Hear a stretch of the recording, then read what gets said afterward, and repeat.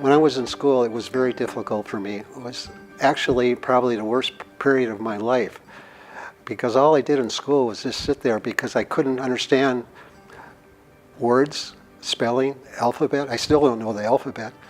And so I was sort of an outcast in some ways in school because I just sat there and never really did anything. And when I did tests, I just went ahead and marked if there was yes and no. I just didn't read them. I just hit the yes or no.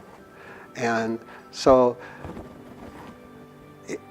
it was like when you're in school and you didn't really conform to what the normal crowd was, I became a loner in a lot of different ways and just was by myself. I was very lonely when I was young.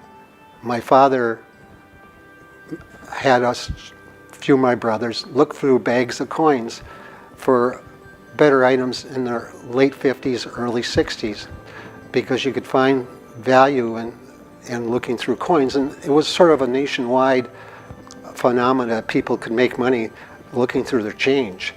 So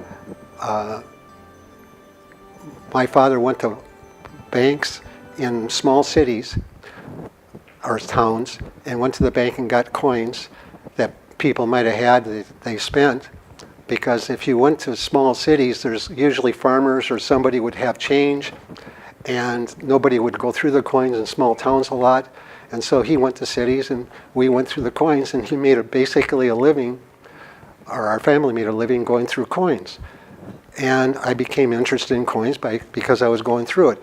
And it ended up I was only, out of my 6 other brothers, I was the only one that really got interested in coins, and I was the only one who ended up going through it after a period of time. And I've been pursuing coins most of my life to, well, let me put it this way. I couldn't work for anybody because I had dyslexia. People wouldn't hire me for any decent jobs.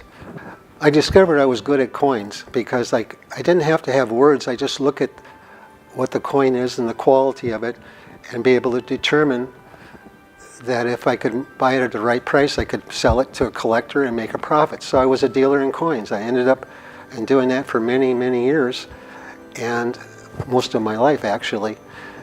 And it was a way for me to make a living, and I made a good living with it.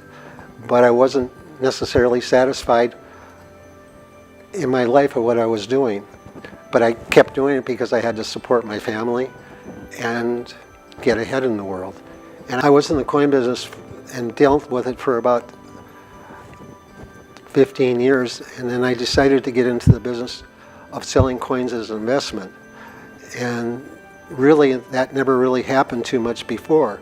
I was one of the first people in the coin business that sold coins as an investment, not as a collector.